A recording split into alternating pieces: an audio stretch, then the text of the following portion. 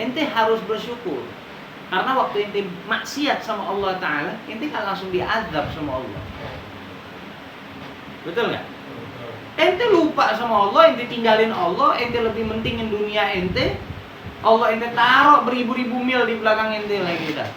Tapi ente nggak langsung dihukum sama Allah tatkala itu. Seketika itu nggak langsung dihukum sama Allah Ta'ala. Bersyukur sama Allah.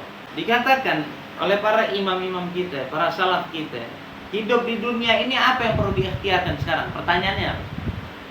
Apa yang perlu diusahakan di dalam hidup kita di dunia? Apa yang perlu kita usahakan sebenarnya? Yang perlu diusahakan ibadah ente sama Allah. Urusan ikhtiar yang perlu diikhtiarin ini dunia ini sekedar aja. Kata Imam Mutawalli Sya'rawi, ente keluar rumah ya, jalan-jalan depan rumah ente itu udah masuk dalam kategori ikhtiar. Paham nggak? Dulu aneh orang punya beb, sekarang aneh jatuh gara-gara ente pribadi itu. Kurang bersyukur sama Allah, suka nyelewengin duit orang, suka makan hak orang. Makanya yang diperintah sama Allah Ta'ala, kata Allah Ta'ala di Quran, wa ma khalaqtul jinna wal insa illa liya'budun. Jadi suruh beribadah sama Allah Ta'ala. Itu yang perlu diusahakan. Akhirat kita yang perlu diusahakan. Urusan dunia, lu gak punya duit sekarang, besok lu cari bisa masih. Aneh kalau ada orang, makanya nggak aneh ngomong sama kemarin sama Ivan. Aneh kalau ada orang ngaku susah depanannya. Aneh lihat dulu. Kalau selama dia masih mampu beli rokok, aneh nggak anggap dia susah. Tapi dia nggak mampu beli rumah, beb. Dia nggak mampu beli motor, dia nggak mampu beli mobil. Kalau urusan beli barang-barang yang kapasitasnya besar-besar, ya, ini kembali kepada kemampuan masing-masing. Paham nggak? Nggak jadi tolak ukur orang itu susah, nggak susah. Ada orang yang nggak susah, tapi dia nggak mampu beli mobil. Ada orang nggak susah, nggak mampu beli motor, tapi masih mampu makan, masih mampu beli rokok, masih mampu bayar sekolah anak, masih mampu beli bensin buat gojeknya, masih mampu buat beli minyak goreng buat di rumahnya. Kalau udah dia nggak mampu beli rokok, ini bahaya, baru susah itu. Karena buat hal yang kecil aja dia nggak mampu. Buat hal yang sepele dia nggak mampu. Kalau urusan beli rumah, beli mobil, ya nggak semua orang juga punya kapasitas ke situ. Makanya hakikatnya kita, hakikat dunia buat kita ini sebenarnya buat ngidupin kita dari hari per hari ke hari ke hari, nggak lebih. Buat jaga nafsu, nafsu ini bukan nafsu yang ana maksud hawa itu bukan. Nafsu ini ruh. Buat jaga nyawa. Makan sepiring hari sampai besok masih hidup. Makan lagi besok satu piring, besoknya masih hidup. Ala gadar haja aja, sesuai hajatnya aja gitu. Nggak usah ngoyo. Yang perlu diusahakan ibadahnya kita sama Allah. Kita asal nggak punya duit, kita rasa kita nggak punya duit, kita keliling kemana-mana bambu. Tapi urusan muamalah kita sama Allah, kita nggak mau upayain. Bagaimana dia mau dikasih sama Allah Ta'ala? Maka dikatakan man khadam gadam. Siapa yang khidmat, siapa yang ngabdi sama Allah, maka dia pasti dijadikan orang yang paling maju sama Allah.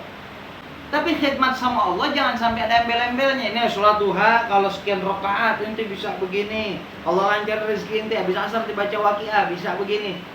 Jangan besok ente ngamalin ibadah karena bisa ininya, dapat ininya, pahalanya kayak gini. Urusan kita dilancarin. 1 tahun penuh dompet kita nggak pernah kosong dari duit. Jangan itu yang diuber. Itu hilangin tuh, ngamalin ikhlas. Ibadah yang ikhlas. Urusan dikasihnya pasti dikasih, tapi kapan waktunya? Wallahu a'lam. Di dunia kah, di akhirat kah, di barzakh kah? Wallahu a'lam. Makanya kan Anda bilang, kalau Anda kan ente ibadah, ini kalau ngamalin surat Al-Waqiah habis asar bisa begini, rezekinya lancar. Ente kayak medot-medot Allah jadinya. Kita jadi kesannya kayak medot-medot Allah tuh. Kan kurang ajar. Allah mau pagi kapan terserah. Makanya dikasih tahu syaratnya. Siapa Tuhan kalian? Kata Allah Ta'ala, alladzi khalaqakum waladzina min qablikum. Dialah zat yang telah menciptakan kamu dan menciptakan umat serta hamba sebelum-sebelumnya kamu. Tujuannya apa? La'alakum tattaqun, agar kamu punya rasa takut sama Dia. Ini Allah yang ngomong. Kalau mau punya rasa takut sama Tuhan, Tuhannya yang kayak gini kata Allah Ta'ala. Tuhannya yang seperti ini. Terus bagaimana? Alladzi ja'ala lakumul arda firasya was samaa'a bina. Dan syarat selanjutnya, Tuhan ini adalah Tuhan yang telah menciptakan bumi sebagai hamparan buat kamu. Langit Dia jadikan sebagai atap buat kamu.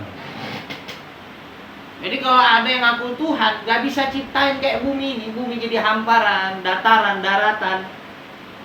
Terus dia gak bisa ciptain langit sebagai atapnya bumi. Bukan rumah doang yang punya atap, tapi bumi punya atap juga. Kalau ada yang ngaku Tuhan, atau nih ngasih tahu nih sesembahan yang model kayak begini nih. Kalau dia gak terbukti mencipta, gak usah disembah. Gak usah diakuin itu. Ini Allah kasih tahu kisi-kisinya biar kita gak ditipu sama orang. Kayak nyembah nih, ada pohon beringin nih, tingginya 100 meter. Ini dari zaman bahala sampai gini hari nggak tumbang-tumbang. Ayo kita Tuhanin dia. Emang ini kenapa? Emang diciptain tuh bumi, diciptain tuh langit. Hah? Diciptain saya, diciptain orang-orang sebelum saya. Oh, nggak masuk spek kategori kriteria Tuhan, nggak masuk ini. Biar kata ini pohon tingginya sampai langit lagi. Nggak masuk kriteria Tuhan ini. Terus kriteria selanjutnya apa lagi? Wa anzala minas sama'i ma'an fa akhraja bihi min thamarati rizqan lakum. Kriteria Tuhan yang wajib sepantasnya kamu sembah adalah yang berhasil, yang bisa mengeluarkan air dari langit, mendatangkan air hujan dari langit. Yang dengan wasilah air hujan itu Allah gunakan untuk menumbuhkan tumbuhan yang ada di bumi ini. Yang Allah jadikan apa yang keluar dari perut bumi ini barokah, wasilahnya hujan yang mengenai si bumi itu sebagai rizki untuk kalian, kata Allah Ta'ala. Fala taj'alu lillahi andada. Maka jangan sekali-kali itu kamu jadikan sekutu buat Allah Ta'ala. Wa antum ta'lamun. Dan sedangkan kamu itu mengetahui apa? Annahul khaliqu wa la yakhluqun. Dialah Allah Ta'ala yang maha pencipta dan gak bisa dicipta, dan gak pernah dicipta. Allah ini pencipta tanpa ada penciptanya. Kamu tahu itu. Wa la yakunu ilahan illa man yakhluq. Dan gak ada yang berhak untuk kamu sembah, dan gak ada yang berhak, gak ada yang pantas untuk kamu jadikan Tuhan kecuali siapa zat yang maha mencipta.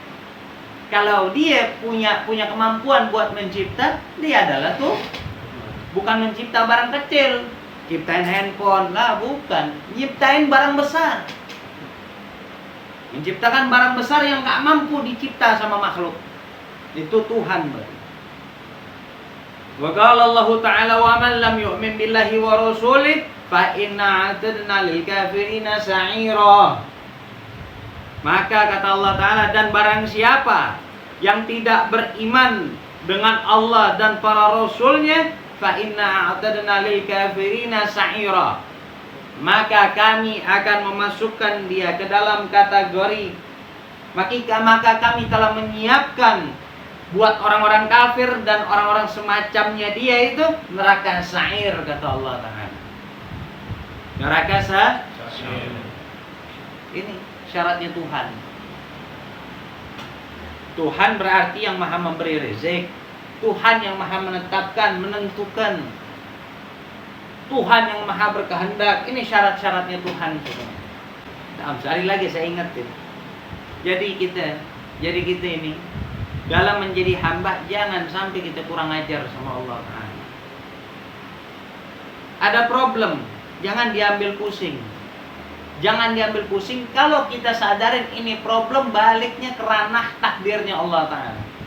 Ya Allah, Beb, ada orang belum bayar utang.